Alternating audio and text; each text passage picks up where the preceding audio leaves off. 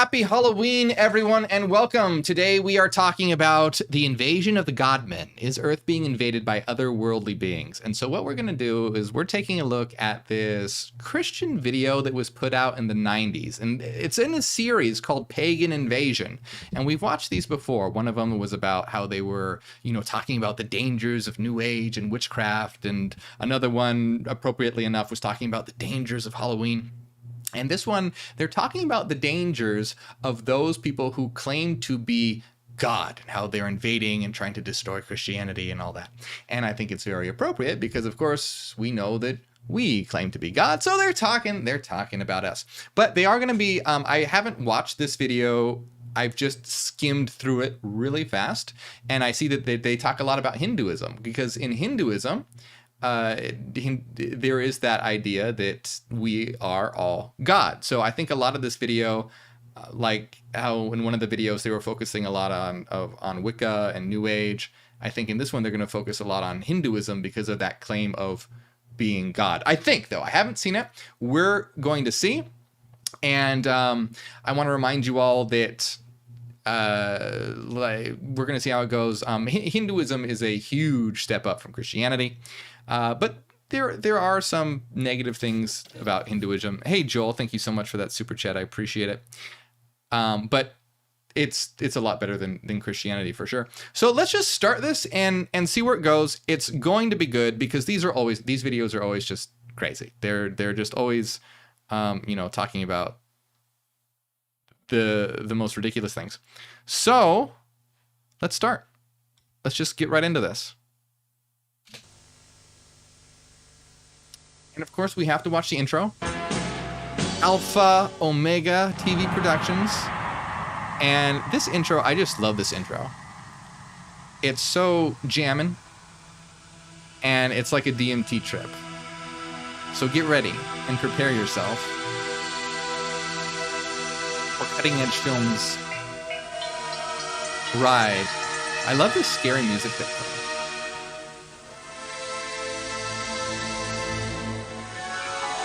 Very frightening.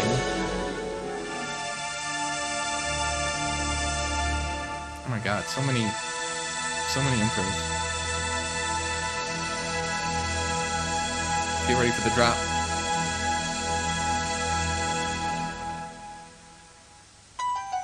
Oh, I was expecting a drop, but oh no, it's more mysterious. Oh, there we go.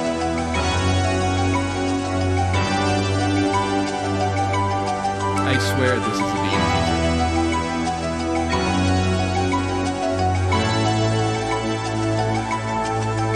It is a great trip. These are some good graphics for the 90s too, by the way. This came out in 1991. Look at this. This is good.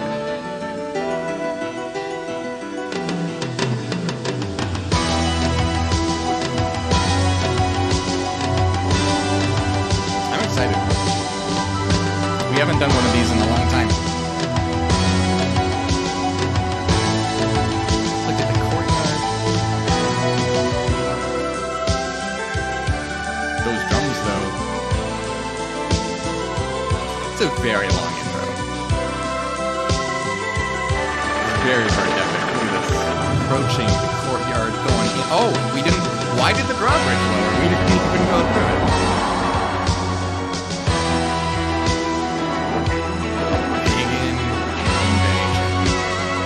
We are the invaders here. So let's see. We are the invaders. Let's see where it goes.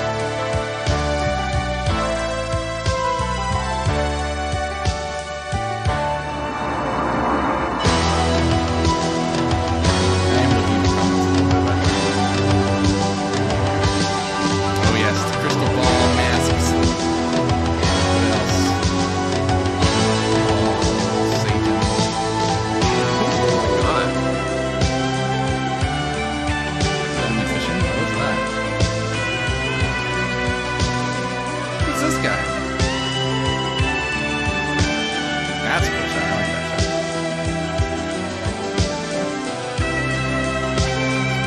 arts, that's very satanic. Awareness, evil. Can't have awareness. That's the forbidden fruit. Original sin, no. Why am I getting Nintendo 64 vibes? Cutthroat says it. Hello, I'm Chuck Smith. And I'm Carol Matricia. By the way, I want to say Chuck Smith.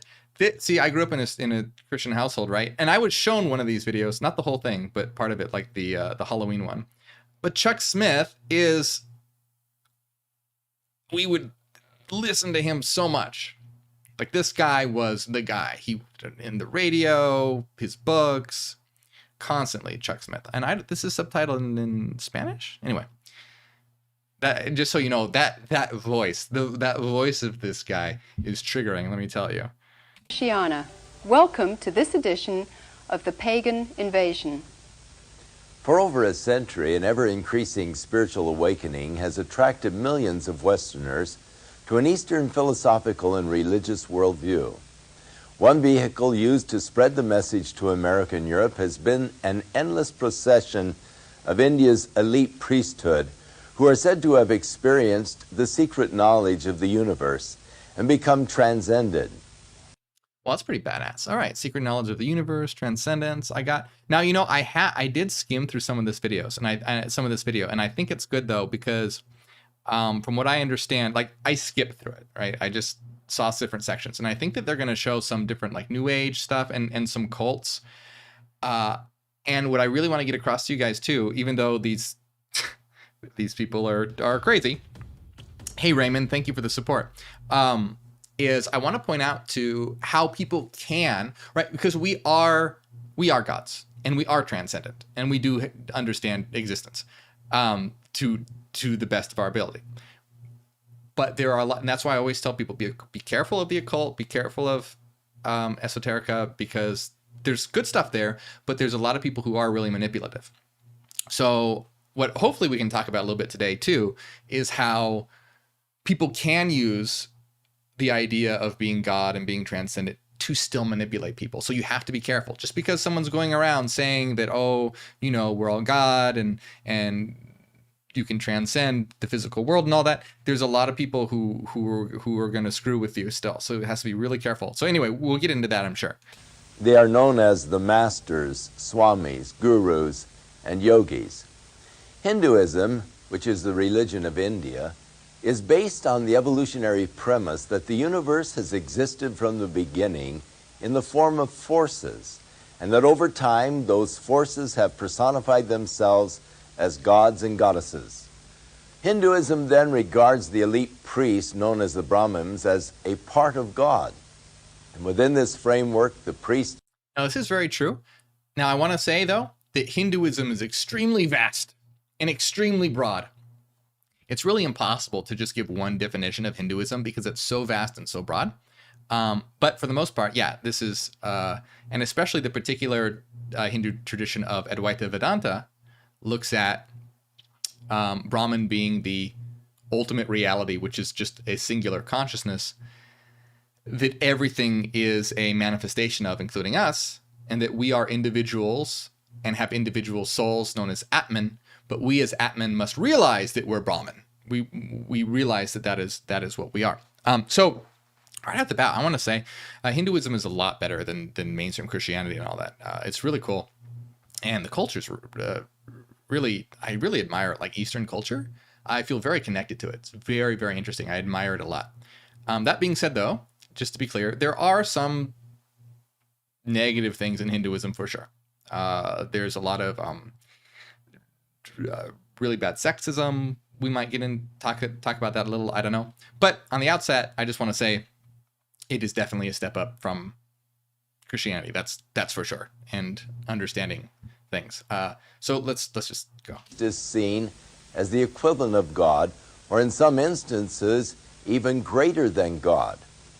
Originally, it was believed that the Hindu could only attain spiritual transcendence in his old age. But in 1861, through the supposed revelations of a dead incarnation of Guru Babaji, the idea that anyone in any stage of life could receive this secret knowledge was a welcome shortcut.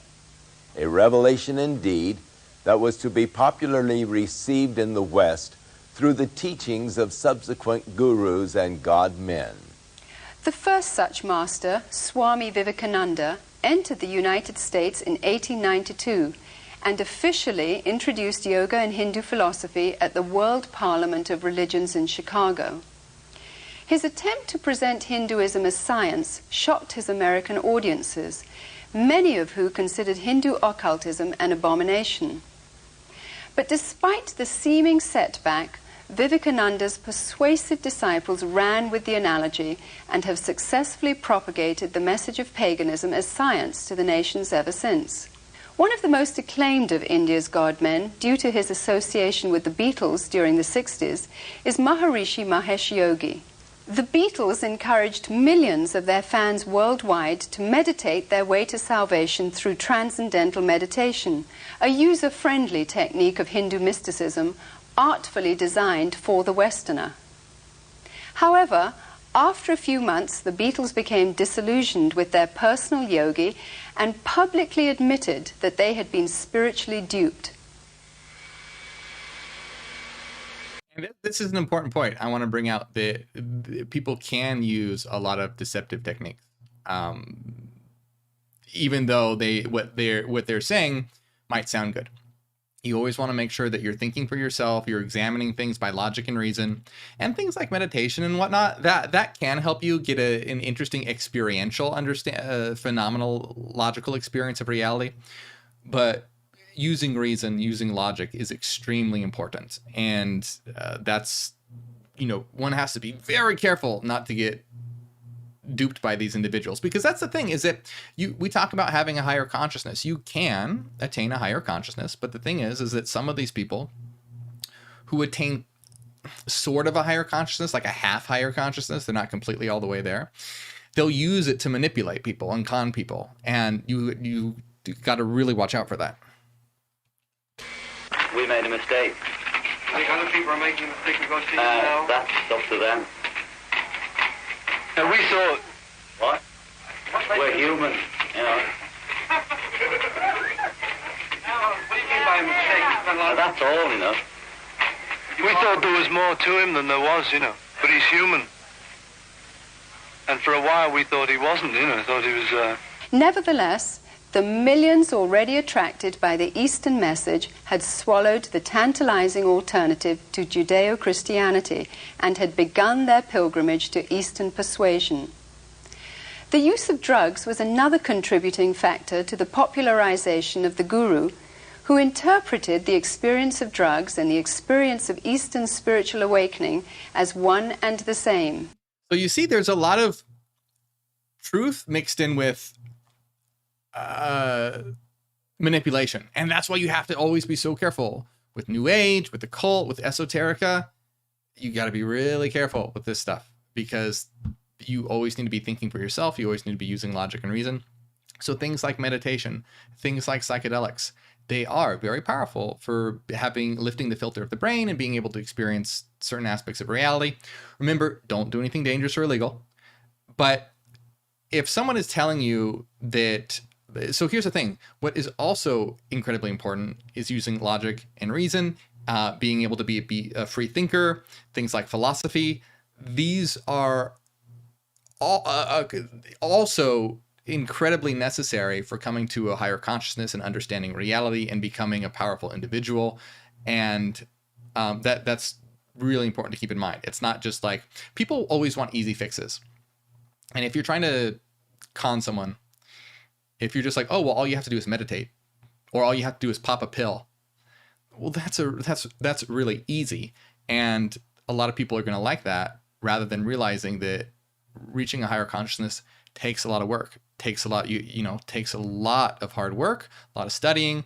And some of those tools can be helpful, but they should not be a shortcut. They shouldn't be a crutch, or else you're going to run into a lot of problems and you're going to have people manipulating you like this. Again, remember, don't do anything dangerous or illegal. Today, despite frequent media warnings of the fraudulent ways of the many God-men, and I'm not agreeing with I'm not agreeing with Chuck Smith and this other person, by the way. I'm just, well, I mean, they're also crazy. they're more crazy. So you have to also realize that just because there's a couple, people who are manipulating doesn't reflect an entire ideology as well. The fanaticism to follow this now sanitized occultism prevails. The seducing Godmen's promise of relief from stress and worry, with the attainment of health, wealth, and spiritual liberty now and in the afterlife, does seem almost too good to be true. Our report begins in Delhi, India, where we talked with a number of these Godmen and their followers. What's behind door number 1?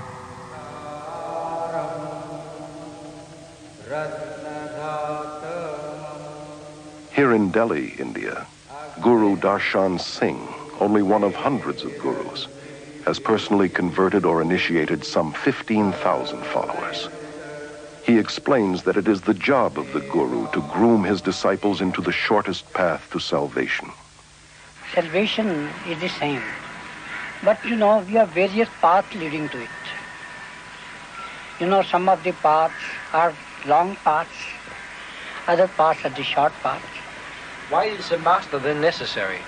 Master is necessary, to groom you into the shortest path. Descended from a long line of Hindu spiritual masters, Rabindranath Maharaj is a former guru and accomplished yogi who was worshipped by thousands. The Hindu needed to be near his guru. So I want to, say a couple of things here. Now, first of all, I want to say it's been years since I've studied Hinduism, and I am not familiar because, again, Hinduism is vast. There's not one general definition for it. There's so much to it. So I'm not familiar with each and every one of these people or gurus they're going to be talking about here. But, I do want to say, if anyone is asking you to worship them, or if anyone is taking worshipers, get the fuck out. You don't worship anyone. There's anyone who truly has a higher consciousness is not going to want worship. That's gross. That's disgusting. That would be the opposite of what is required. But again, I know also that the hosts of this show twist things in a crazy way. So I don't know the specifics here. The Hindu needed to consult his guru. He eventually saw his guru as the only means to salvation. It is absolutely extraordinary also to look at disciples of some of these gurus that I saw in India, for example. These adoring, huge, open eyes that just will accept anything from him and that just love him beyond anything. Yeah, I loved Maharishi. I worshipped him. Therefore, everything he said or did or thought was perfectly right in my eyes. See, everything he did or said or thought was perfectly right in my. You gotta run away from that. Question everything. Always question everything. Always, always, always. No matter who is saying it. And again, someone who's truly enlightened or whatever you want to call it isn't going to be asking for worshipers.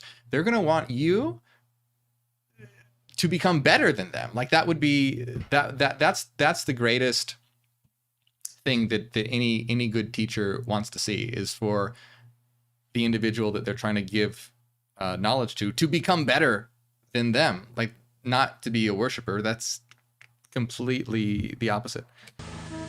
I just met Bhagwan and there it was. It's nobody else than him. Bhagwan is my master and I love him. I'm in love with him. That's the only thing I can say.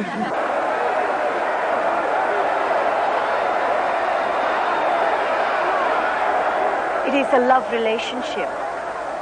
Master and disciple. Something happens in your heart when you see a master. Bhagwan's my master.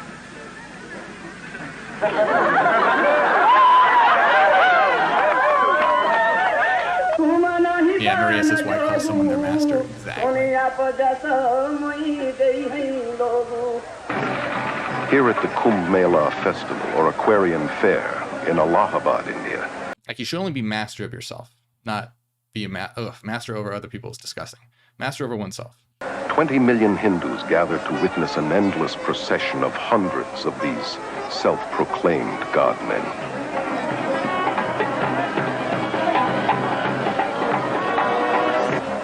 Even the dirt beneath these gurus' feet is an aid to the disciple in his quest for salvation.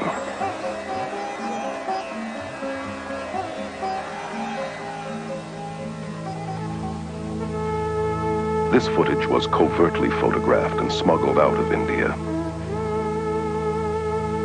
Naked priests are considered to be the holiest and most dedicated of guru disciples. Many cover their bodies with cremation ashes and dirt and mat cow dung into their hair.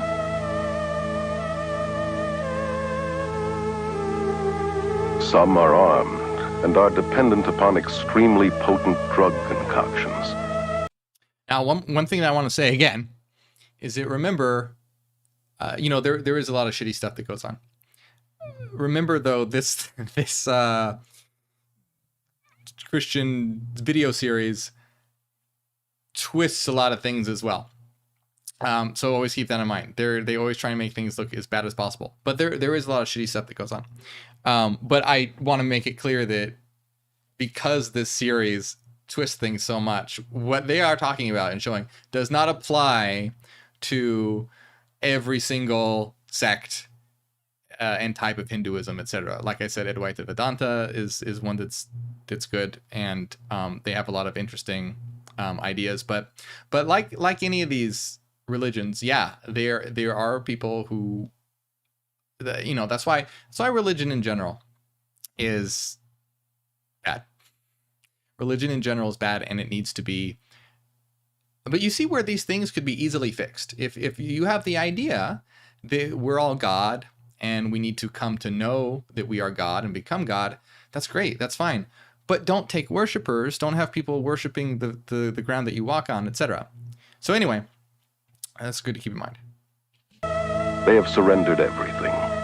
Families, possessions, and even their minds, becoming literally insane out of devotion to their guru. Well, Guru is our best friend, philosopher, and guide, and he shows the way to God. So, we in our India acknowledge him as a divine power, just equivalent to God. If anyone could be near the beloved master and witness.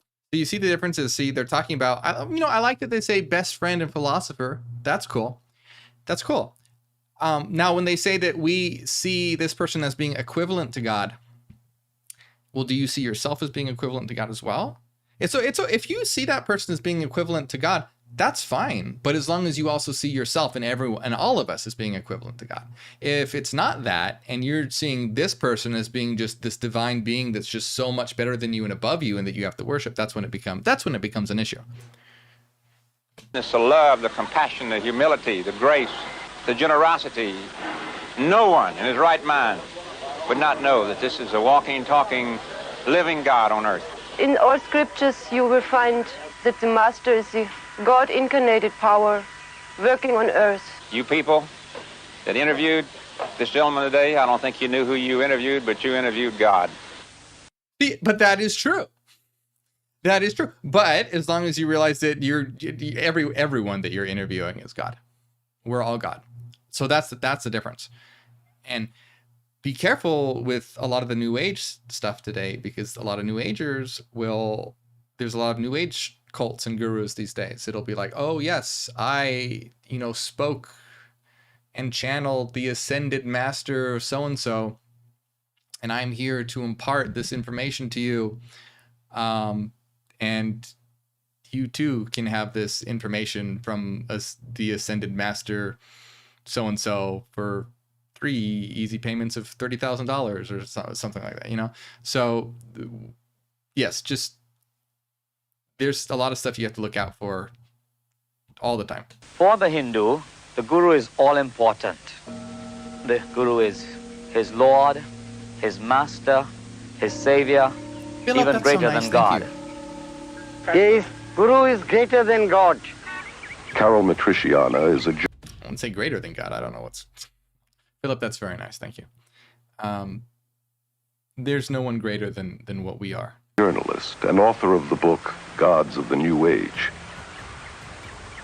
Born and raised in India, she moved to London in 1973, where she became one of England's leading authorities on new religious movements. I have personally talked with many, many gurus, and the sad fact is that within their belief system, they have to be detached and removed from their emotions and compassion, and their cruelty and inhumaneness is seen as spiritual and excused as holy. I was really interested in their worship and their veneration and their adoration and the gifts and offerings they brought to me. But I was certainly not interested in their problems and their difficulties and hardships and pains. The guru followers believe that he returns this incredible love that they feel towards him. But in reality, he feeds off their emotions to maintain his own ego. So many people come here because they too are in love with Bhagwan. They too are seeking the wisdom, the love that Bhagwan has to offer. He has so much love, and he gives his love to everybody, and it helps us to find our love in ourselves. The followers of Jim Jones, leader of the People's Temple, were convinced that their relationship was built on love. Oof, yeah. And nearly 1,000 of his devoted disciples committed suicide at his command. Oof. It was their final gift of total surrender to the leader they loved. Their lives cut short by a madman claiming to be God, the reincarnation of Jesus Christ. Guru Sai Baba is one of India's. That's why you got to be very, very careful, and that's why I think in the stream the other time, I forget what stream it was, but someone asked me if I'm the incarnation of Pythagoras or something. I said no. Look, there's no way to know that. If anyone's going around there saying like I know for if anyone's claiming to you to be the incarnation of so and so, that's bullshit, because you might have intuitions of a past life, and we've talked about this before. You might have intuitions of a past life, and that could be very cool, but there's no way to verify that for certain. And even if it were true, it doesn't matter. Like, for example, if I was like, oh yes, I'm the incarnation of Pythagoras, let's say, who gives a fuck? Doesn't matter. Because people, like, let's say I said that, and then people would just, oh, I'm going to believe what Morgue says because Morgue is the incarnation of Pythagoras. No, that's ridiculous. You should just listen to what I say and weigh it with logic and reason, and don't just blindly and dogmatically believe. And that's what's so important and about what we're trying to do here. And I constantly say this because it's so important. I want to say it over and over again. It's not about telling people what to believe. It's about giving people the tools so that they can use those tools to become free thinkers and reach a new level of consciousness themselves. Because you're not going to reach a new level of consciousness just by believing dogmatically what someone says. If someone says XYZ and you just go, oh yeah, well, XYZ, you're not reaching a new level of consciousness. You're just parroting. And the whole point is to learn how to think rationally, understand what existence is, so that one can themselves come to the realization of who they are, what they are, why they're here. His most powerful men with millions of Indian disciples and a growing Western following. He says of himself, I am God. My power is divine and has no limit. There is no force, natural or supernatural, that can stop me or my mission.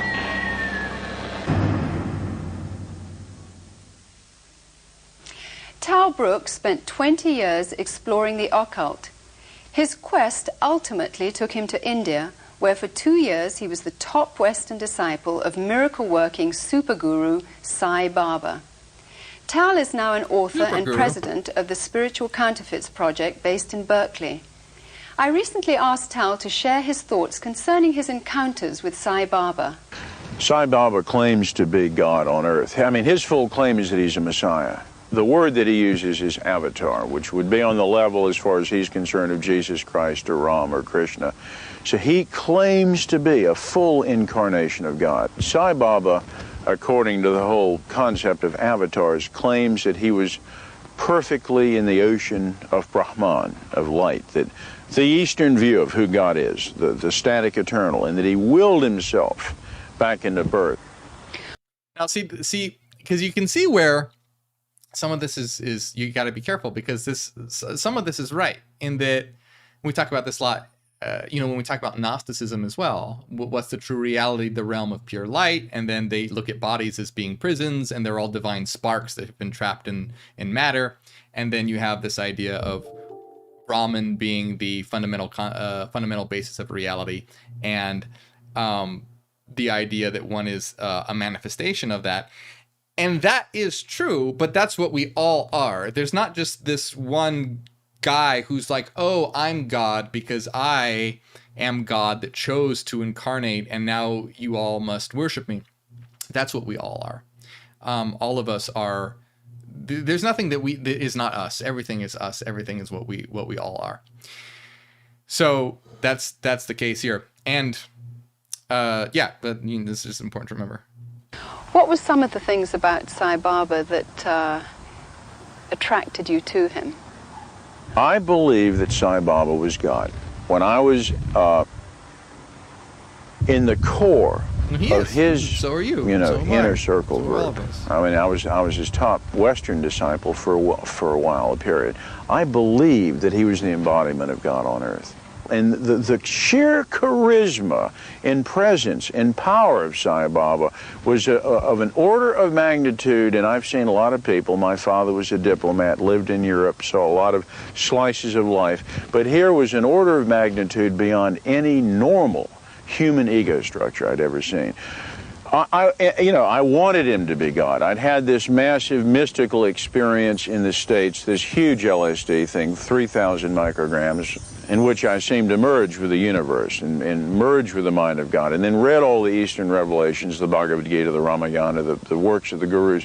So you must know that I was primed. So when I saw Baba, and he came out of that limousine in this brilliant red robe, I was just awestruck. And the truth is, there is a very tangible presence, a power that he has. It's the entire God consciousness of the cosmos fueled down into this one body. Now, you mentioned that Sai Baba performed many convincing miracles.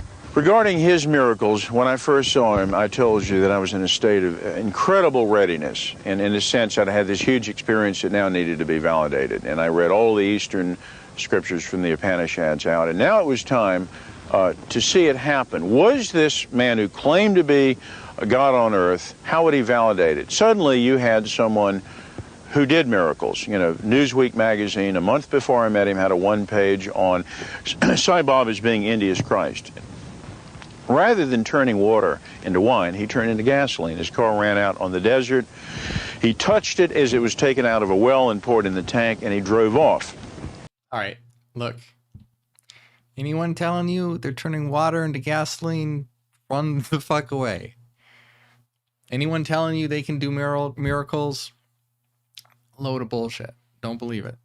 Many miracles were documented. So when I saw him, not only did he have this thoughtless, all-knowing perception of people's thoughts, not only did he tell me about particularities of my childhood and past that were privy information that he couldn't have known, humanly speaking, but over the 2 years that I was with him, I saw him heal people. This dermatologist from Stanford University, Tatacharya, the atheist, heard about Baba, was going to test him as a case in point.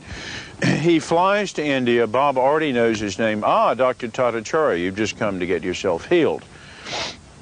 Turn around, and Baba, at this point, materializes his ash, his famous holy ash, out of nowhere. Sleeve rolled up. I've seen that happen hundreds of times. And then rubs Dr. Tatacharya's back and says, Acha, you're done, go home. Okay, this guy's at Stanford University, he's a dermatologist, and he's been given batteries of medical tests, and the whole prognosis is that terminal cancer. I like Elijah says he pulled a quarter from my ear. That's so fucking funny, and I would die if this guy with a total straight face was like, and I met him, he did healings, pulled a quarter from my ear, rabbit from a hat. It was clearly the embodiment of God. Look, no one can do these miracles. It's all bullshit. It's all a trick.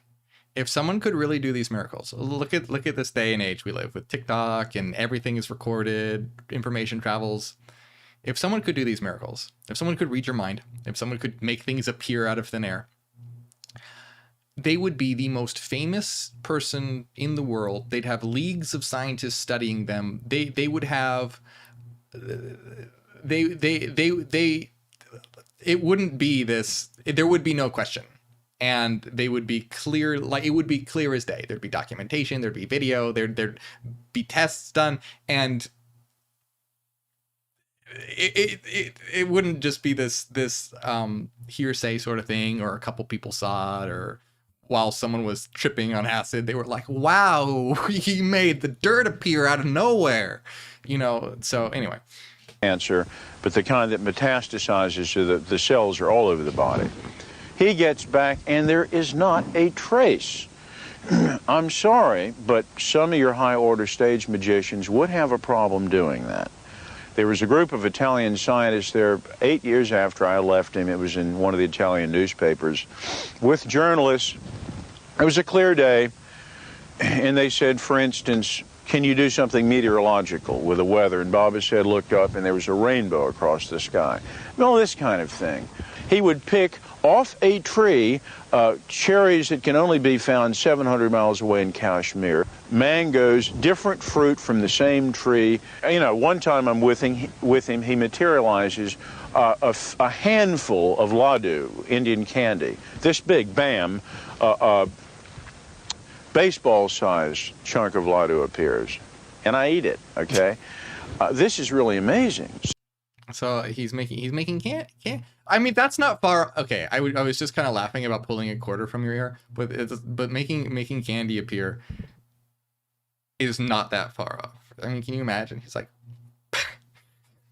look, nothing up my sleeves, candy, and then the guy eats the candy. He's like, wow. All right, let's.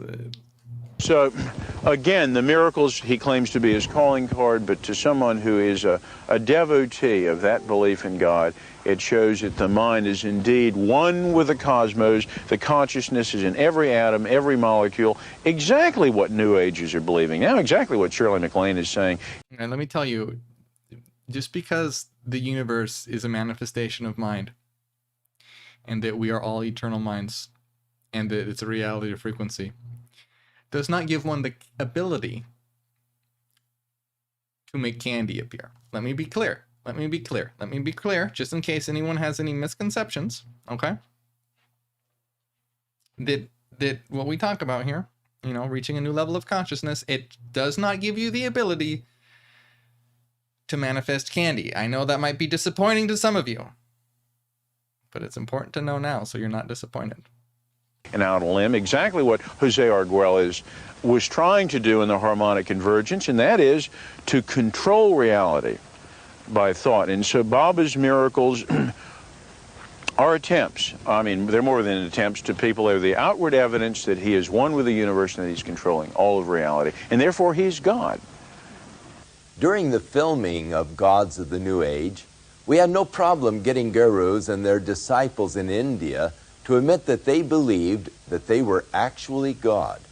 However, we found that in America and in Europe, there was a certain reluctance on the part of guru followers and New Agers to admit on camera that they were God.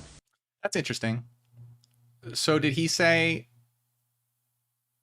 I think what he just said was that when they were in India, that a lot of people claimed that they were God, like followers and stuff claimed to be God. But then that in Europe and America, they were reluctant to do so, at least on camera.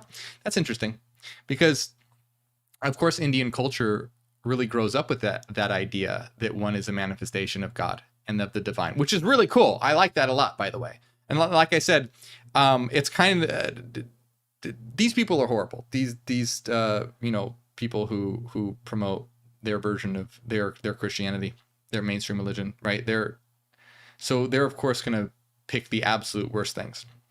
But there's a lot of cool things about Hinduism, and that being one of them. But so like it's really interesting to be so opposed to this idea, because they are right to condemn gurus and people conning people by making candy appear. Like, that's such bullshit. But it's really interesting to see how opposed that, because this whole idea is called invasion of the Godmen. I mean, we are the invaders here. We are the gods. we are these God people, and that's what all of us are. And it's really interesting to see Christianity's aversion to associating oneself with the divine, because in Christianity, you aren't divine. You're broken, dirty, sinful, flawed. That's the thing with Christianity, because they're doing a lot of condemnation about these groups, and the groups that they're showing, I don't know details about them, but from what they're showing, they seem pretty manipulative. Now, but in contrast here, what's being promoted in Christianity is that you're dirty, broken, sinful, flawed from the get-go. You're basically worthless, and that your only worth is to be saved by Jesus Christ, and Jesus is divine as God is divine, and you need their saving to attain salvation and wash you of your dirty, sinful nature. So that's absolutely terrible. And that's the reason why I like the version of Gnostic Christianity much better, because in Gnostic Christianity, it's totally the opposite of that you are divine, and being like Jesus doesn't mean to worship Jesus. Being like Jesus means to become like God, to become God. And it was even the Carpocratians, who were a particular Gnostic sect, that taught that Jesus was just a man, and that you could surpass Jesus if you really put in the hard work and everything like that. And they not only venerated Jesus, but they had the picture of Jesus next to a picture of Pythagoras. I don't know if it was a picture or a bust or whatever. It was an image of some kind. They had an image of Pythagoras, or image of Jesus next to an image of Pythagoras, next to an image of Aristotle, next to an image of Plato. And that is a lot better way of looking at it. But this mainstream version of Christianity, you can see this aversion to associating oneself with the divine, which is really horrible. So you can see that there's a lot of negativity, a lot of things you have to watch out for all around. Then something happened. ABC TV broadcast a mini-series called Out on a Limb, which depicted Shirley MacLaine with her arms outstretched toward the ocean, defiantly claiming to be God. As a result of the telecast, many in the West have now found the courage to admit that they actually believe they are God. Okay. The idea of people wanting to be God is nothing new. Right. It's been around since the beginning of recorded history. That's because we are. In fact, the promise of godhood is the same lie the devil used to entice Eve into disobeying her creator. You see how twisted it is. So of course it's the story of the Garden of Eden. Knowledge is forbidden and you are below God. And then you have serpent, Lucifer, which is symbolically representing a liberator, saying, no, if you eat from knowledge, you know thyself, understand what you are, you will become like God, in that you will know that you are divine. And it is sort of the age-old battle of those who understand that they're divine and those who want to rip your divinity away from you and place it in some external being to worship. And that's what you have to be careful for. You don't want your divinity, and that applies even to, it's very obvious in Christianity because it's in black and white. You are not divine. God is divine. You must worship God. You're a dirty sinner. But you have to be more careful. You just don't want to give your power away.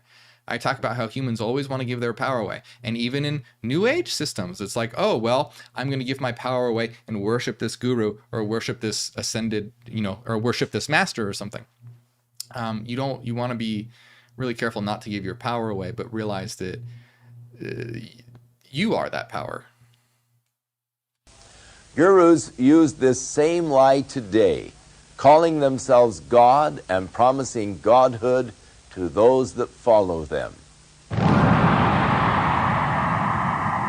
Oh man, door number 2. Okay, well, just a minute. I have to go to the bathroom, but let's see what's behind door number 2.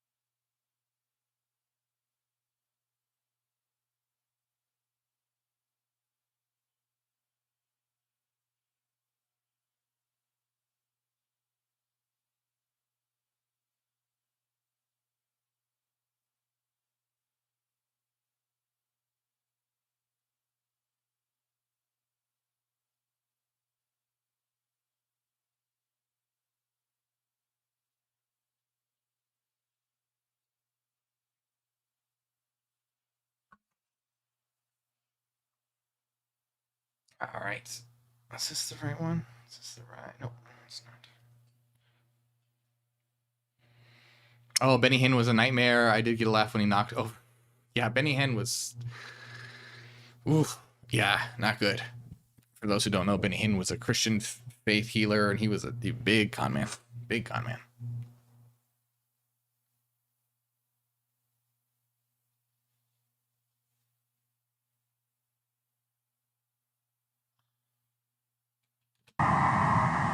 Prabhu Gupta, born and raised in India, is currently a journalist and media commentator in London.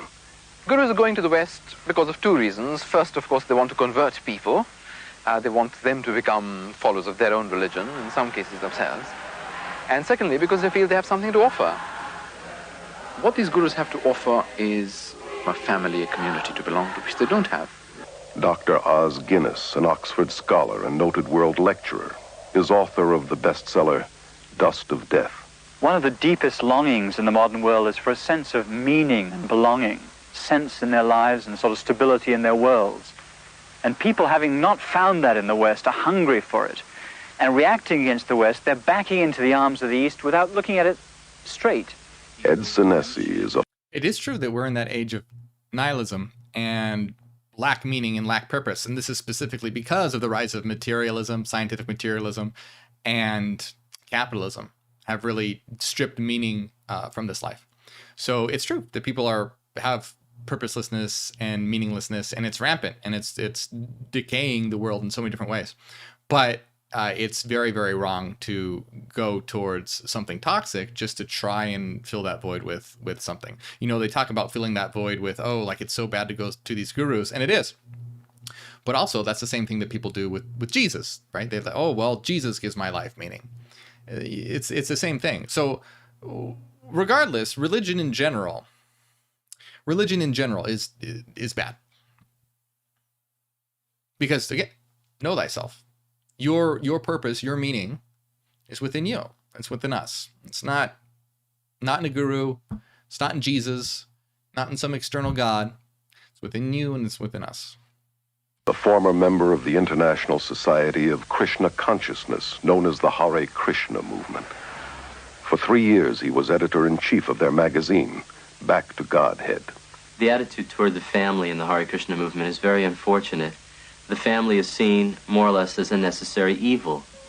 Eckhart Floater, a successful German journalist, became a devoted disciple of Rajneesh in 1979 and spent several months with him in India. Rajneesh clearly says that the family, that marriage, that all these traditional family bonds are rotten. The only relationship that counts is between his disciples and him. Kathy, devoted disciple of Maharishi Mahesh Yogi for 15 years, was a teacher and governor of transcendental meditation, known as TM. I thought Tim was strengthening my family, but it was really weakening it because I was turning all my attention in on myself. If you have an allegiance to your wife or your children, to the extent that you have that dedication to those people, you are less dedicated to the organization. I either had to become a member so I could go with him, or he was going to divorce me because he was not supposed to have any outside attachments. He said it wasn't that he didn't love me anymore, and in fact he still loved me very much. It's just that I was only human and Bhagwan was superhuman, and therefore he was more deserving of my husband's love than I was. Damn. How many of these people loved their neighbor, their family, in this totally giving way? Alexandra Schmidt is one of France's leading experts on new religious movements. How many have been so blind? I want to point out, what they're showing seems really bad, and it probably is really bad. But I just want to say, I just want to remind you all that this Christian video series does twist things in a crazy way. Remember when we watched the pagan one, it was ridiculous. Everything they were saying was totally twisted inside out and completely crazy. This one, though, you know, they're getting quotes from people and everything. It seems like this is some pretty bad stuff. But it's always good to keep that in mind. To all the negative aspects of a person they loved, as to that of the guru. Ellen is a spokeswoman for the Brahma Kumaris Raja Yoga Organization, which is completely administered by women who control 800 centers in 40 countries. Our organization has the practice amongst all the participants of celibacy, whether in individuals or married couples. I found myself being attracted to my wife, but I couldn't, because as soon as I felt attracted to her emotionally, physically, then it was difficult for me to maintain my celibacy. So the way I resolved that was to turn her into an object of dislike or hate. We have living proof of thousands of couples who are living in this way and are finding much greater harmony and pure love as opposed to limited physical love. Over 90% of the marriages in the Krishna movement end in divorce. Rather than using our energy in raising a family and being involved in many physical relationships, we're focusing that energy on spirituality. You see, what's so diabolical about all this is that it masquerades as spirituality. In some schools of thought, to be spiritual, celibacy is encouraged, and yet in others, sexual perversion is practiced, not only among the gurus themselves, but by their disciples, including young children. Contradictions are also seen in the attitude towards women, who, on the spiritual level, are the focus of worship. Their femaleness is seen as the creative power of God. For instance, to be initiated by a female yogini is considered much holier than initiation by a male. And yet, on a day-to-day level, women are considered lower than men and treated as less than human. In the religious communities in India... Now, I do have to say that there is a lot of sexism in Hinduism. A lot. Women are really defined by their role as wife and defined by their husband. There was even this practice of sati, where women would, when their husbands would die, they would basically burn themselves alive when their husbands would die. That was the practice of sati. And then even in India, there is a huge overflow of abortions when they find out that they're having a female baby, because they, prefer males. So there is a lot of sexism in Hinduism, and that's probably because there's a lot that I like about Hinduism. There's a lot of problems with Hinduism. The thing that I dislike the most about Hinduism is the extreme sexism that I have seen, and that's a big problem. Like with all religions, there are major problems. You have Hinduism, they have a lot of interesting things to say. The issues come with when you have these different deities like Kali and Brahman and Shiva, Vishnu, all that. These are different archetypal, they represent archetypal forces in reality. But people take them as being literal, real gods, and people worship them. You have cults of Kali, too, that would go out and kill people in the name of Kali. And, you know, so like all mainstream religions, there are some very, very big problems with it. There are. That being said, I do prefer it to Christianity. It at least has more of a focus on the self as being divine than stripping it away from oneself. But there's always issues, you know. There really is. That's why we need a world where we understand what reality is, using logic and reason coupled with our intuition, and be able to create a world where, you know, we all have fundamental equality and equity, so that we don't run into these issues. Which are known as ashrams, there is absolutely no place for children. And here in the West, the gurus generally don't want the burden and responsibility of children because it distracts the parents from devotion to him and his cause. They have a school system whereby they force the children at age 5 to live in the ashram. A lot of the kids did think it was like a prison. They didn't get to go anywhere but the ranch. And while we were at school, it's really just a place for the kids to go to get out of the grown-ups' way. And they separate them from the mother and father, which is very unfortunate and very destructive. Well, the kids would want to see their mom and dad, you know, just to be with them as a family. The kids wouldn't even know where their parents were, and they'd have to go look for them. Aww. And when they did, parents were usually too busy to talk to them. And so the kids were mainly by themselves and unsupervised. The most heartbreaking result of the guru invasion to the West is the damage and harm it brings to the children, those who have no other choice than to live in the ashram because their parents have chosen to follow the guru. Separated from parents and cut off from outside relatives, they become community property. They lose their individuality and identity and are alienated from society. Pastor Friedrich Hack has written over 30 books on various cults and is Germany's leading expert on new religious movements.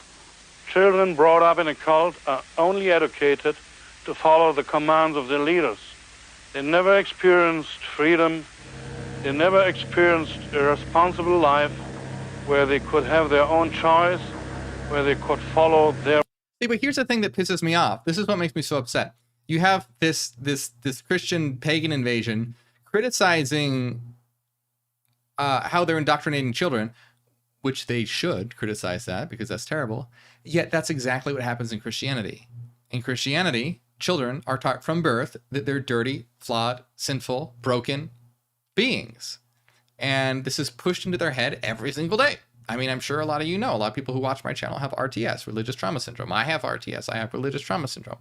That's one of the huge issues, is that the indoctrination since birth, that one is dirty, broken, sinful, and flawed, and that one is going to go to hell for this and be tortured for eternity unless one does exactly what a mind-reading God commands them to do.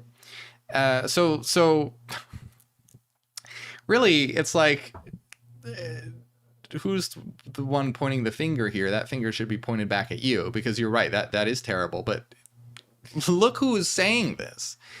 It's ridiculous. I've had these children taken them to parks, and they've seen normal people, and they'd recoil in fear from them because they don't look like devotees. The men don't have shaven heads or robes. I didn't want to leave the ranch. I'd rather stay there because I was scared of the people outside of it. Because, I don't know, you just got a feeling down there, so you were worked into staying there. Now, why would an organization want to disrupt families like that? My own understanding in the cult dynamic is that it's a principle of control, divide and conquer. Yeah, shut that door, please. St. Augustine, in defining man, said that there was a God-shaped vacuum in man. Were you aware of such a vacuum in your life? Oh, deeply from the earliest. You see what they just said? There's a God-shaped vacuum in man. So they teach that man is incomplete, that humans are missing something, and that void needs to be filled with Jesus. But that's exactly what they are accusing. See, this is it's so twisted. All right, because basically you have what's Christianity is saying. It said, oh, well, humans are incomplete. They're broken, they're flawed, and they have this God-shaped hole in their heart, and only Jesus can fill that. But what do? They go out instead and fill it with these gurus and Eastern religions and things. But it's like, no, you just don't have a fucking hole. You don't need to fill it with Jesus. You don't need to stop stuffing things in the holes. You are complete and you are whole, but you just have to be able to have that. The reason why we feel like we're not is because this world, we're disconnected from ourselves and disconnected from each other. That's why we feel that void and incomplete feeling, is because we're fundamentally, not fundamentally, but this world imposes upon us a culture and a society which causes us to be disconnected from ourselves and disconnected from others. We're disconnected from ourselves by, society telling you, limiting your expression, limiting what you can believe, indoctrinating you, all these different things that just rip you away and disconnect from yourself. You develop shadow content. Most people don't even explore who they are. And then we live in a society where we're completely disconnected from others. It's very rare to form real connections and real meaningful. I mean, not to say that there isn't at all. Of course, we have meaningful connections, but it's extremely limited. So anyway, it's just, it's hilarious. It's not hilarious. It's terrible to see. Basically, you have one cult, the cult of Christianity, criticizing this other cult here, and they're both just awful.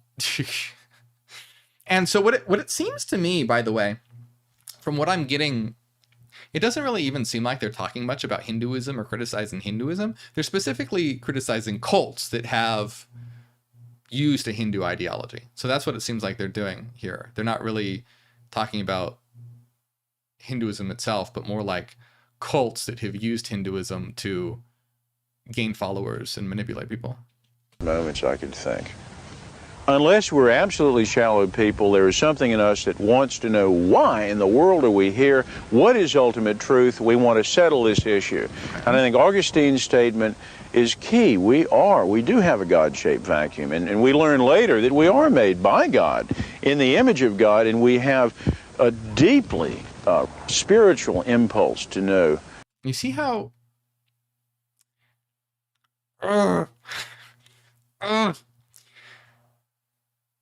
Oh, all right. It's very triggering. Being made in the image of God.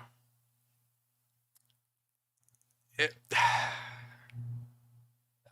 just, like he's talking about how we have this desire to know what we are, to know what existence is. And then the answer is, oh, well, you just gotta know that Jesus made you, and that's what it is. No. Anyway, let's just, no. And to connect. What is it that we're searching for in the West that we haven't found? Well, I think of myself as a child and as a university student when I went from psychic stuff to LSD.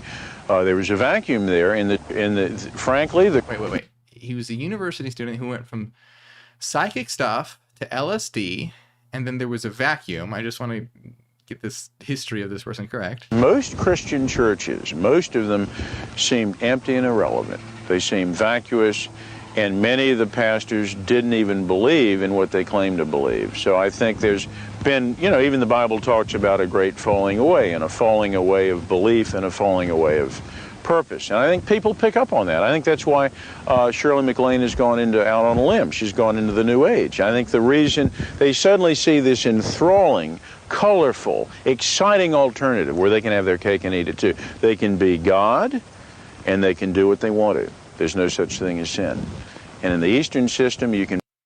So yeah, there's this idea that you can be God and everything, but you got to be... So even if you look at... If you even go look at Rosicrucianism, because we talk about Rosicrucianism, we talk about Freemasonry, Rosicrucianism, we talk about Gnosticism, a lot of stuff like that, and we'll talk about more of this stuff too. But if you even look at Rosicrucianism, there's a lot of interesting things that are discussed in Rosicrucianism. But then they'll also be like, oh, well, yeah, if you join, we're also going to teach you how to read people's minds and see their auras and, you know, bend metal. And of course you're not going to, no, you're not, no, of course not. You're not. So, now I don't know if I haven't looked at Rosicrucian material in a long time, and I know that they used to claim that. Do they claim that right now currently? They might. I haven't looked at their modern material in a while. It's been a little while, but I know that they used to claim that. I don't know if they've changed that or not, but they definitely used to. So yeah, just always think for yourself. You can be God, you're an immortal soul, you can reincarnate, you are part of the universe, you own the universe. Let me follow up on something you said. You said that you were seduced. Seduced is a negative word, and yet you've spoken about Sai Baba with such positive affection. What is happening here? I'm speaking about him to tell you how powerful he is, and some of these other gurus. I believe completely that there is something very diabolical happening. But again, I think people having a spiritual need, the Bible warns about counterfeits, and he is one of many. He is a seducer. Later, in retrospect, after having been under some of these people, I see that he is an antichrist. Sai Baba is an antichrist. Anti meaning either against or in place of. And Matthew 24:24, the verse that brought me to Jesus Christ, and there shall come false prophets and antichrists, working great signs and wonders, working miracles in their antichrist, to deceive, if possible, the very elect of God. So the Bible clearly has a category for people like Sai Baba and the New Age masters. So then you say, what is an antichrist and what category is that? And I would tell you that it is someone who is fully possessed, not by a human spirit, but biblically by a demon. Here's how crazy this is. So, look, this Sai Baba guy, yeah, he's not a good person. But he's not possessed by the devil because he made candy appear.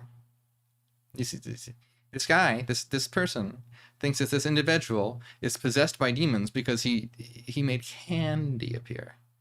Demonic entity of the kind that, you know, our modern minds search for paradigms, and you think of the movie The Exorcist and this ancient spirit from Iraq inhabiting the body of the little girl Reagan. Well, Baba's thing is far bigger than that, but an ancient principality that's been kicking around the cosmos for a long time. Can you imagine this ancient principality kicking around the cosmos for a long time possesses a human body to make candy?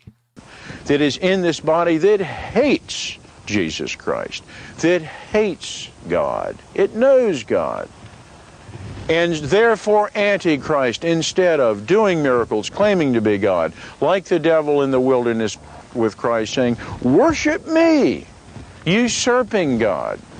And so these gurus are very useful because they manipulate the God-shaped vacuum in us and they draw it to themselves, and they are seducers. They're the ultimate spiritual Pied Pipers. Now, the only thing that he's correct about is that they do take that your desire for meaning and purpose, and they do put it on themselves.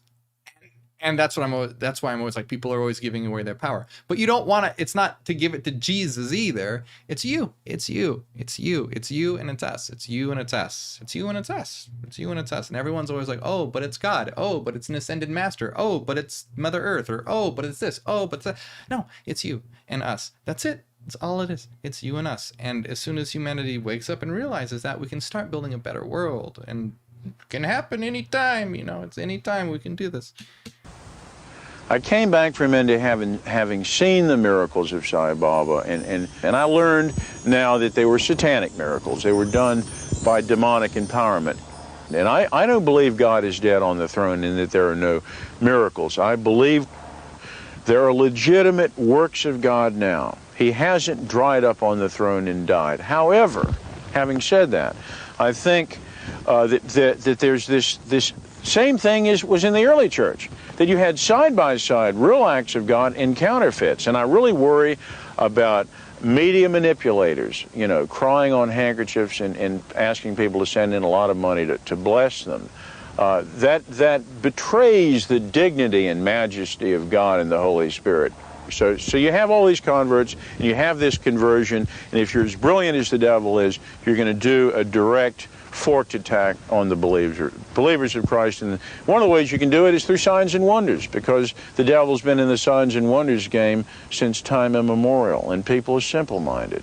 And so if I can produce for you a glowing, shiny marble, or in this case a blessed handkerchief, or speaking a language you might know, it may be or it may not be legitimate. And I think people are getting deceived. And the only gradient we have for analyzing anything is the Scripture of God. It's like a chemist in a lab. He puts it through the supreme filter. If it gets through, it's okay. But if it's a new revelation, or a more advanced revelation, or if it's contradictory to the Scripture, have nothing to do with it at all. I'm really tempted to make a video where I just come on and do magic tricks.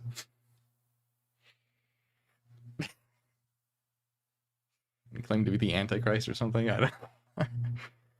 Growing up in India, I saw firsthand how the Hindu belief system greatly contributed to the poverty and suffering of India. I remember seeing the very poor giving their last bowl of rice to a sacred cow. I remember seeing the more well-to-do offering large amounts of food to wooden idols while children starved to death just a few feet away. All the while, gurus were living in their palatial mansions, compelling their followers into turning over their possessions to them. All right, I think we're at the last door. What's behind this one? I'm afraid to look. According to the Guru Gita, one of Hinduism's most important scriptures, the follower must not only adore and worship the Guru as God, but surrender himself and all his possessions as well. Most of the gurus that I know of in the West are super rich. Gurus are more interested in white disciples than in Indian disciples, largely because they get more money from the whites.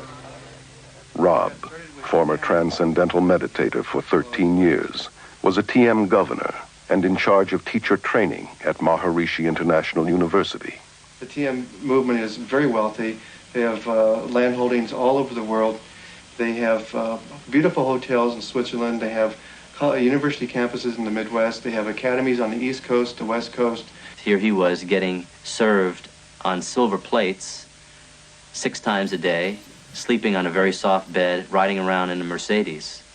But supposedly he was so renounced that he wasn't attached to these things, so that gave him a right to enjoy them. Maharishi made a statement that says, when the money comes to me, he says it's transcendental. Money is our last priority. Everything else is our first priority. Hundreds of gurus have grown incredibly rich in the West through tax-exempt donations and the manufacture and distribution of every kind of memorabilia. Well, that's kind of bullshit because churches aren't taxed. Honoring these self-proclaimed godmen. They have acquired vast land holdings, armed bodyguards, and outrageous luxuries, from posh hotels to their own fleets of planes, helicopters, and, as in Rajneesh's case, Rolls-Royces. Oh my God. Why not Rolls-Royces? Why have anything less? This country is a capitalist country, and anything that produces or helps capitalism, why not? Anybody who says, why have Rolls-Royce? I say, you're a communist. The guru's hypocrisy is diabolical, criticizing the materialism and commercialism in the West and convincing their followers that non-materialism will get them up the spiritual ladder. These gods of the New Age are laughing all the way to the bank. That's true. I know of groups involved in drug trafficking, smuggling, prostitution, and Laura, the buying and selling of weapons, all done to earn money for the guru. I know of a variety of female disciples who were prostitutes in Bombay and making money with it. I have evidence that the Rajneesh organization is making a lot of their income through illegal trafficking of drugs into this country. If you have your head in a right place, you can create money. It is an art. They were encouraged to smuggle dope from India to Europe, and from this money they could pay their workshops. If they have to tell you they're with the Christian Children's Fund, or they're with the Salvation Army, or they're using the money to find men missing in action in Vietnam, whatever they have to do to get the money, they'll do that because they believe what their guru told them, that the end justifies the means. Hinduism teaches you to die to the voice of conscience inside that says, it's wrong. It teaches that there is no sin. This can be seen in the way that gurus and their... Well, it teaches there is no sin. That's good. That's good. But just to comment real quick. See, the nefarious thing comes with... So, like, again, I'm not really familiar with these gurus or whatever. But the thing is that you have the Christians talking about this, yet they require tithe offerings. Now, basically, like, it depends on what, because there's a lot of different versions of Christianity. But usually what it is that you're supposed to give 10% of your income to the church. Like, that's what you're supposed to do. You're supposed to give 10% of your income to the church. And it's like, look, if people want to help out the church or whatever, that's fine. But when you make it like a requirement for the salvation of your soul, you see the difference? That's when it starts to get fucked up. When it's like, oh, well, you know, if you want God to be happy with you, you have to give 10% of your paycheck. Their disciples justify murder, violence, robbery. Zachary says my parents believe in 20%. Yeah, it varies from different. Some are better about it, some are worse. It really varies from different versions. Bribery and crooked business transactions, all done in the name of heavenly deception. People were encouraged not only to spy on each other when they were not properly surrendering to the master. People were encouraged to lie to each other. The mail is censored. We know of bribery with local politicians. People undergo, as I did, a change in their value system and become confused about what is right and what is wrong. Another danger that you can see in a lot of the Eastern thinking is the sort of syncretism and the failure to make distinctions so that you transcend not just right and wrong, but this and that. And I think it's very important to say there are distinctions, not just between right and wrong, but between all sorts of things, to think critically, to think clearly. The whole philosophy of Hinduism is very relative. There are no absolute moral standards upon which to act. Your feeling of right or wrong would change according to your level of consciousness. You can become so completely under the power of this particular person that you refuse to think, or if you like, you're unable to think. You can lose the power to take decisions of any sort, no matter how trifling, in any area of your life. Sally Belfridge, former resident of Rajneesh's religious community in India, wrote of her disillusionment in her book, Flowers of Emptiness. I felt more and more kind of drawn into this emptiness of his. It's impossible to describe. It's more than charisma. Charisma doesn't do it justice at all. It's more than an aura. I really believed that he knew something I didn't, that he was on a plane that I was not. They ask you for total and also brainless obedience and worship because they are God and they are more than human, and you have to follow these gods. You are not asked to deal with your brain and to ask questions. I discover with amazement and dismay the readiness of people to submit. So many people in the world feel... Yeah, see, the readiness to submit. But that's the thing. What pisses me off so much about this is that a lot of their points here are correct with regard to these things. But in Christianity, you're told to submit to God in everything. Like, submission is a constant theme in Christianity. Submit to God, submit to Jesus. Wives, submit to your husbands. Submission, submission, submission, submission. It's just constant. So, but it's interesting how they say that, yeah, they can't believe how easily people are ready to submit. People want to submit because submission is easy. You give up when you see, that's what I always say, that people say they want freedom, but they don't actually want freedom. Because with freedom comes responsibility and anxiety. Because when you have freedom, you have the freedom to make your own choices. And when you have the freedom to make your own choices, well, that brings anxiety. I hope I'm making the right choice. Is it the right choice? And it brings responsibility. Oh, if you made the wrong choice, that's on you. That's your fault. Now, a lot of people want to submit and give up their freedom because it takes that anxiety away. It takes that responsibility away. Now they have a book that tells them what to do. They have a God that tells them what to do. They have a pastor that tells them what to do. They have a guru that tells them what to do. And therefore, if they have a decision they need to make, they just look to their book. They ask their pastor. They pray to God. And if something, they're no longer responsible, the responsibility goes towards the God, the pastor, the book, etc. So that's why people are that's why one has to be very, very strong to, having a higher level of consciousness is not easy. It's difficult. And it brings with it a lot of difficulties. And some of that is that freedom, but with freedom comes anxiety and responsibility. So people want to submit. People want to give up their freedom. Look how easily and readily people submit and give their freedom away to dictators and just terrible people of all kinds. It's because it makes life easier. That they've got to fling themselves headlong and believe and give up their autonomy. People love to give up this heavy freedom that we have to carry with all the decisions and the effort it implies. Freedom in the East is freedom from individuality. So it's a detached freedom that has no high place of man. And a lot of the Eastern way of thinking is like a sort of mist that folds in, or it's been described as an embrace that smothers any differences. I found that I lost my identity somehow. He had no identity. He was a sort of conduit to the infinite. And you want to be careful with people that try and strip you of your individuality and identity. We are a collective, but we are individuals within a collective. So both are super important. You need individuality and you need collectivism. You need both. We are individuals that work together in a collective. So anyone that's trying to tell you that individuality is bad, no, that's wrong. Individuality can be taken to an extreme where you're a selfish asshole and like a dictator is an example of where individuality has gone to extremely destructive ends.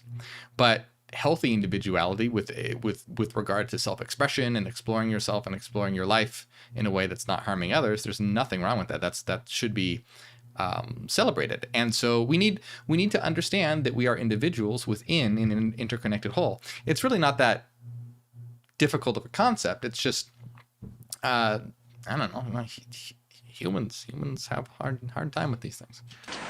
And I was somehow at the receiving end of something very strange and extraordinary. Shut the door. Shut the door. Shut it up. There is something within man that drives him to worship. It's sort of like... Okay, let's just see. There's something within man that drives him to worship. Okay, why? Bob Dylan said, you've got to serve somebody. And if you do not serve God, you must then have a substitute. You see this bullshit. It's oh, you're worshiping the wrong thing. Don't worship the guru. It's God you're supposed to be worshiping. We all need to worship and serve and obey. Ugh. And this is exactly what is being offered to man today. Substitutes for the true God. And because man is driven to worship, he is drawn many times to these substitutes.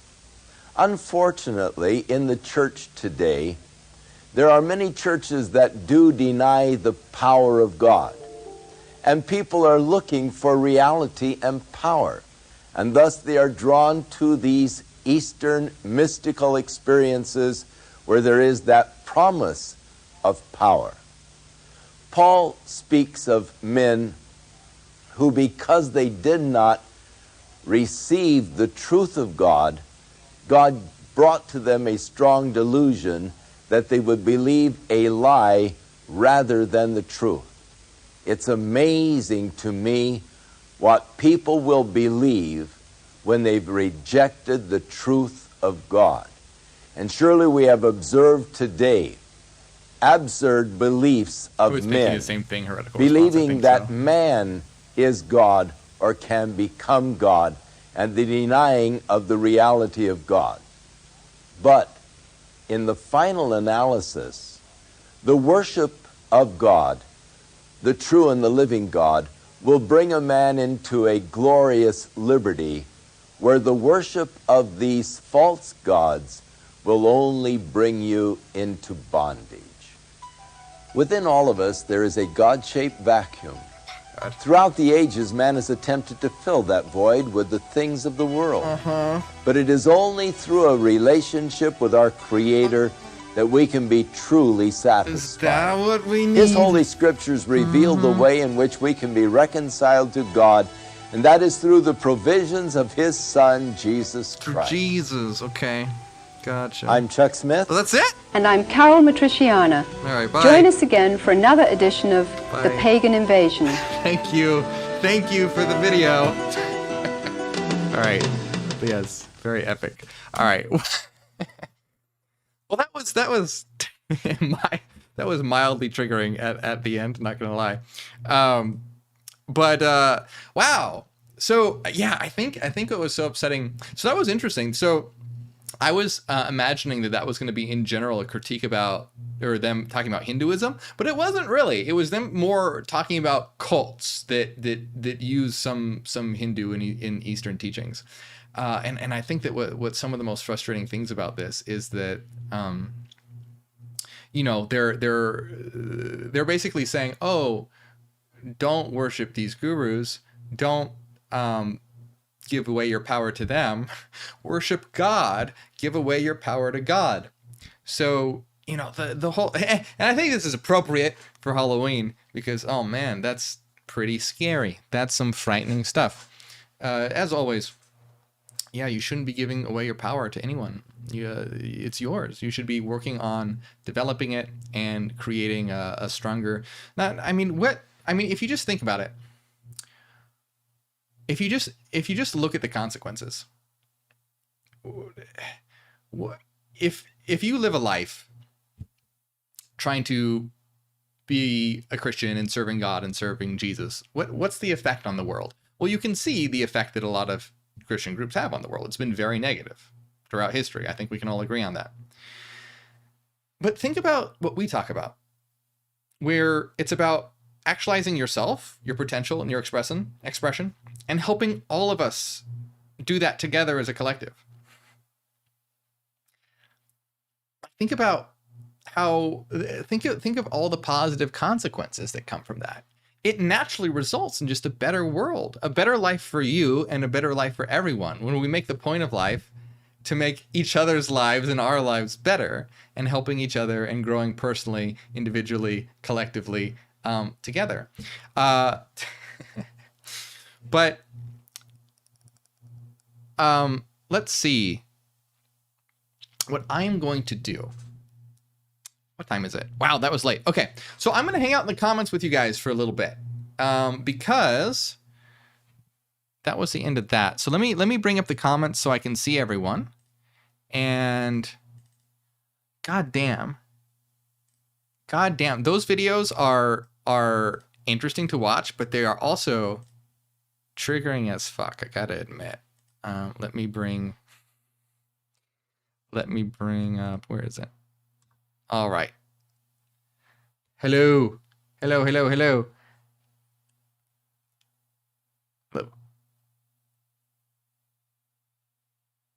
God needed to create a vacuum because he wasn't sure he could be loved for the sake of being God rather than a raging tyrant. Hey, that's nice, Drunken Groundhog. I appreciate it. Maria says, yes, both annoying and entertaining. That's what it is. It's like hilarious and infuriating at the same time. It's hilariously infuriating. Hey, By the way, Joel Swindler, thank you for the super chat. I appreciate it. That's nice. So MJ Ford says this YouTuber said he talked to the god of this world as well as Lucifer, and he mentioned something about a bet that they had. I mean, that's a fun story. But again, Mitch, what the hell are you talking about? That's interesting. It's funny.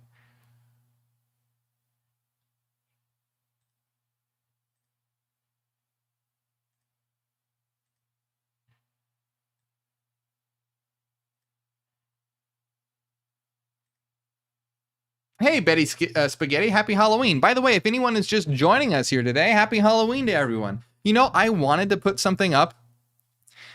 Here's the funny thing. I think people expect me to have like a lot of creepy things. People expect me to have like skulls and bats and things, and I don't. And I was like, man, I should put something up for Halloween, like a skull or something. But I didn't have anything. I didn't have anything.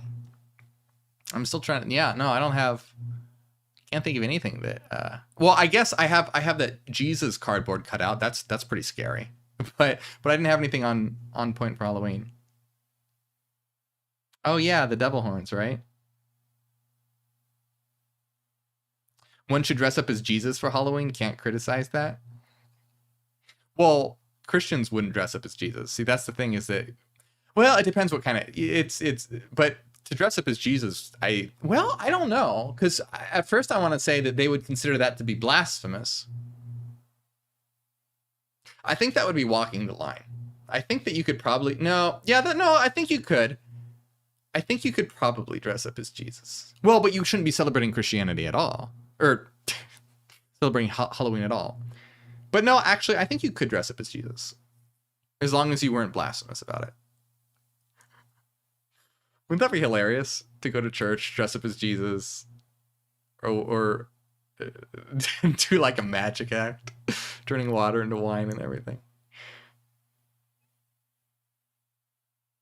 There's got to be someone who's done that. Hey, Mr. Monster, thanks for the super chat, my friend. Says, I love how big an invasion has become. Oh, how pagan invasion, I think. Pagan invasion has become a bit of a tradition for Halloween on your channel, and I'm all for it, even if you change it up. Yeah, they have a bunch of them. They have, maybe next time we'll do one on the videos about meditation. So I'm curious to see what they say about meditation. Probably that you'll be possessed by demons or something like that. But you know, this video was a lot different than I thought it was. I thought it was going to be about Hinduism. And I thought that, oh, well, you know, because like when they did the video on New Age and Wicca, oh, they totally twisted it and took it out of context, etc. So I thought it'd be like, oh, let's see what they take out of context with Hinduism, because there's a lot of good stuff in Hinduism, a lot of, you know, some bad stuff too, but some good stuff. But no, this was mostly about cults. So it seemed like most of the stuff, you know, was pretty bad. Chris Angel's like Jesus. Yeah, can you imagine?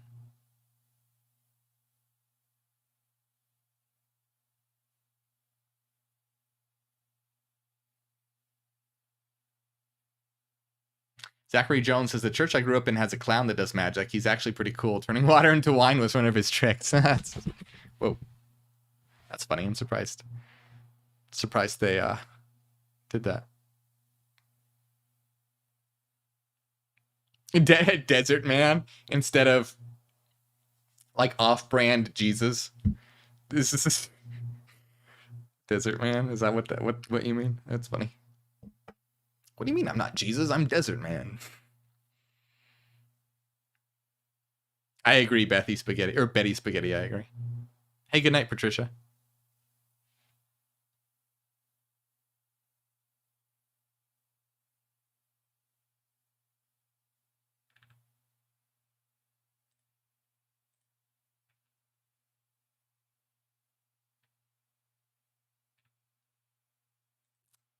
Hey, David, happy Shadow Season. How you doing, my friend?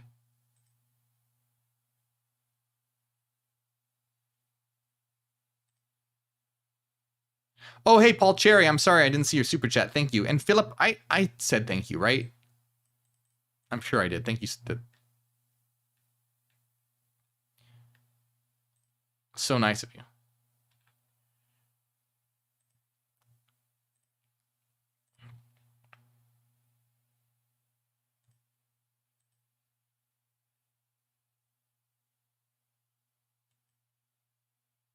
Oh, all the cult followers? Yeah, I don't know.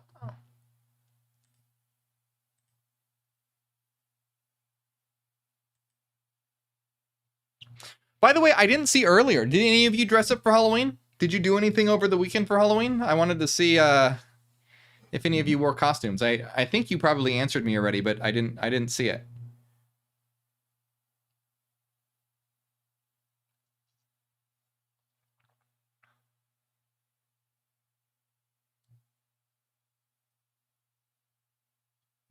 One of these days I have to actually dress up for Halloween. One of these days.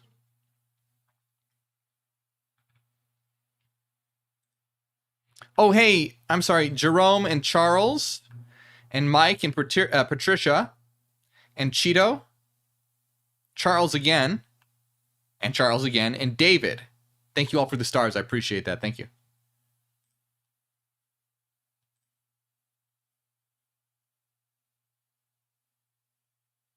Mapmaker says I dressed up as Morgue. Did you really? You'll have to shave your eyebrows, apparently. Nora, thank you for the stars.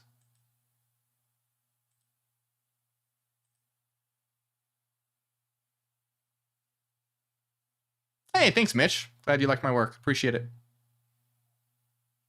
Zephyr says I was the right rabbit. White rabbit. That's cool. Apprentice says I dressed up as a gothic Playboy bunny. Nice. That's a cool idea.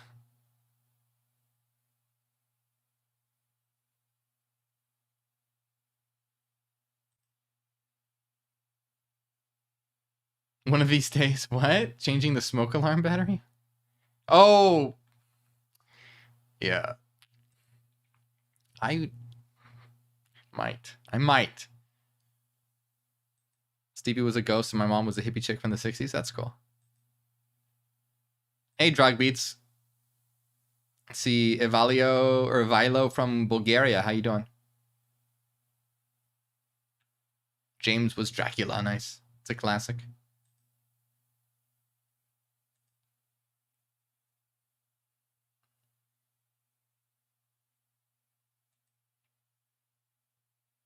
No, Philip says any vegan chocolate for tonight. No. Do I have any vegan chocolate? I don't think that I do. I should actually, because chocolate's a good source of fat and I need that. I should get some chocolate. No, but I don't think I do. I don't think I have any candy at all. I have no candy. None. Zero. Zilch. Zip.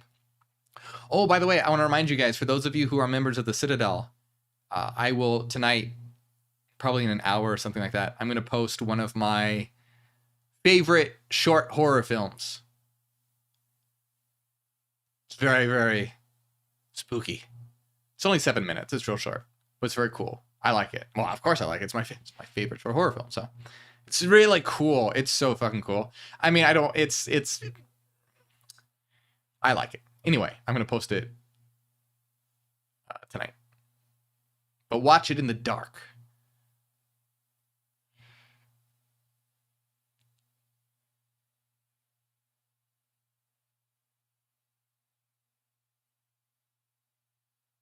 Wolfman Gaming says, ask that guru to manifest you some. I know. I'm clearly not enlightened enough. Because if I were, I would be able to manifest some candy right now. So stupid. He must be God because he was able to manifest candy. Clearly. But to be fair, he then changed his mind and he saw the truth that he was not God, that he was actually possessed by a timeless, malevolent demon. So, to be fair, one or the other. I don't have enough god powers or demonic powers for candy production.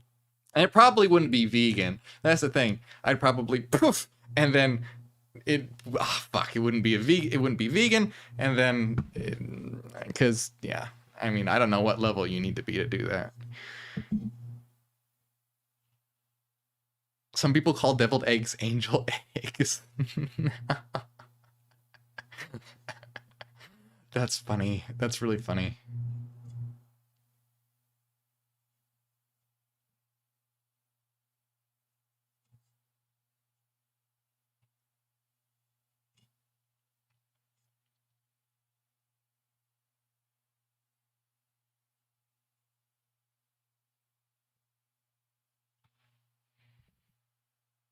So Jerome says E equals MC squared. We are energy, and so is the one above all, conscious co-creators with the one. Well, here's the thing. So yeah, E equals M squared. MC squared does show the equivalence of energy and mass. Very, very cool.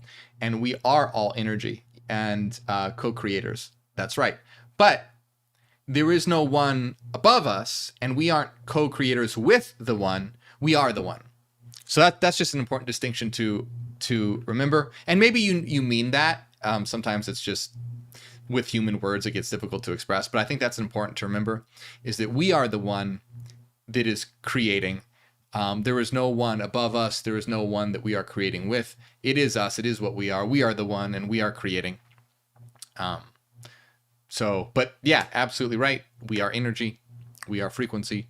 E equals MC squared does show the equivalence of mass and energy. And we are the one, eternally creating and destroying. Really, they're transformations, but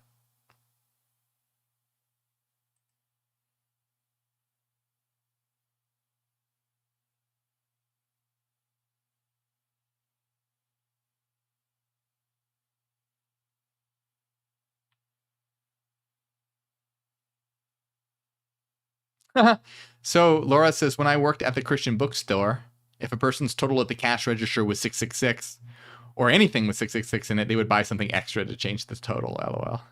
That's funny. I believe it. No, but it's just funny when someone said they called deviled eggs angel eggs. I totally believe that, because that's so something that my family would have done. Because I think even devil's food cake, they didn't like saying that.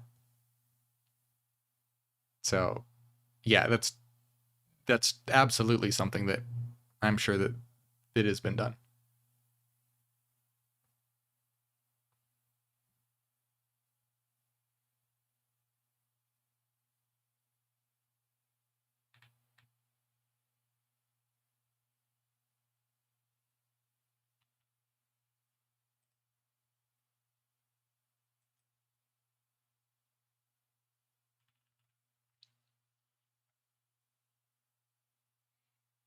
That's right, Graham. Absolutely. All right, let me see. What time is it? See, I'm always torn. I honestly, I'd like to hang out with you guys longer, but that was long, and I still have to record a video. I have a new video that I'm working on, and I have to record it tonight. So I should probably go. I don't really want to, but I probably should. It's late. That was a lot. That was a lot of nonsense, and I need to record another video. But thank you guys so much for hanging out with me, and really appreciate it. Always enjoy your company, especially on things like this. And happy Shadow Season, happy Halloween. Oh hey, Colin, thank you so much for the super chat. Says, are Hyperianism and pantheism one and the same? No, so we are a panentheism. So pantheism basically says that God and nature are one. Panentheism says that nature is an expression of God. So it is saying that rather that pantheism holds closer to like a panpsychism kind of idea. Not necessarily so, but it's more in line with that. In our system, we are the absolute, we are the all, and we are pure mind. And we can express that through the physical domain of space-time. And that's panentheism. Pantheism is when there is just nature and God are the same thing. So do you see, it's a subtle difference, but it's a very important difference. One is that the physical reality is a subset of the ultimate reality. And the other is that physical reality is the ultimate reality, or nature and the divine are the same. Whereas the divine, physical reality is an expression of the divine. And I'm using, because we're talking about pantheism and panentheism, I'm using religious words like the divine and God and all that. But, I don't usually like to. It's more the absolute, the mental domain, the frequency domain, mind, matter, space-time, and all that. But hopefully you get the idea. Hopefully that makes sense.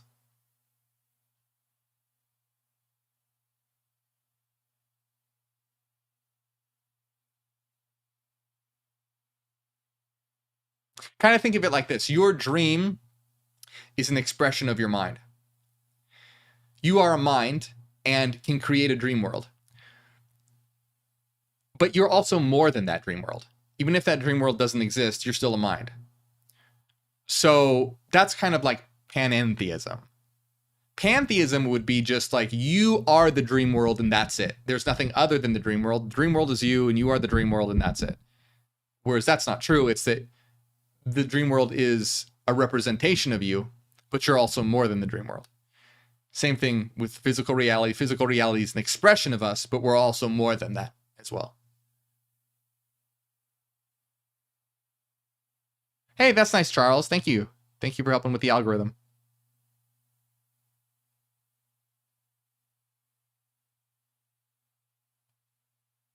Hey, good night, Lorena. Joel Swindler. Hey, my friend, thank you so much for another super chat. I appreciate that. It says, we are the one, but only with limited human conditions and sensory. Yeah, absolutely.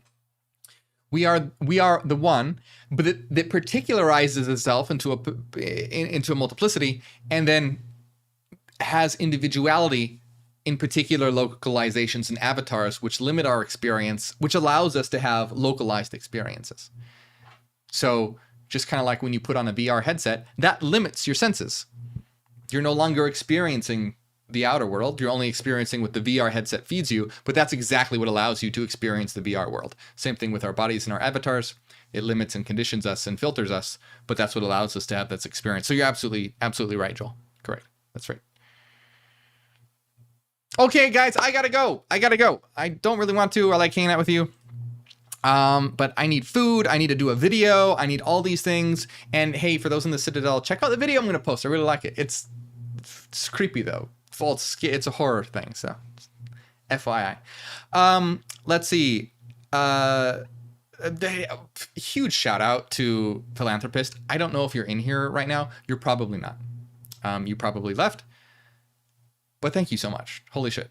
You're probably not in here, so I'm not going to go on and on too much, but it means a lot to me. I'm going to be getting that new camera, my friend. I'll be sending you an email on Patreon as well. Thank you so much. Thank you to everyone who sent super chats and stars. It means a lot. And I always want to remind you, don't feel pressured. Don't feel like you have to. Seriously. There's plenty of free ways to support. You can like my videos, share my videos, things like that. That helps out a lot. Big shout out to our moderators. Hey mods, any mods out there if you want to drop a link to your channels? So our mods have fantastic Hyperion channels. They create videos, they do live streams. Highly recommend that you go subscribe to them. They're fantastic. And I'm sure that either Philip or Susan will drop a link to the Hyperion source. Hey, good night, Wolfman Gaming. And I highly recommend that you go subscribe to them. Our next live stream will be on Thursday. So make sure you hang out and come to the Thursday live stream. We're having a public live stream and a private live stream. I'll put a link to my Patreon if anyone wants to support on Patreon so that you can be a part of the secret live stream that we're having there. I'll put a link in the comments one last time. And let's see. Hey, Chipasha, enjoying it from Zambia. That's awesome. Let's see. Is that it? Is that all? Is that all? I think, possibly, maybe. I think it is. Thank you so much, everyone. Happy Halloween. Happy Shadow Season. And I'll see you all on Thursday. Ad Astra.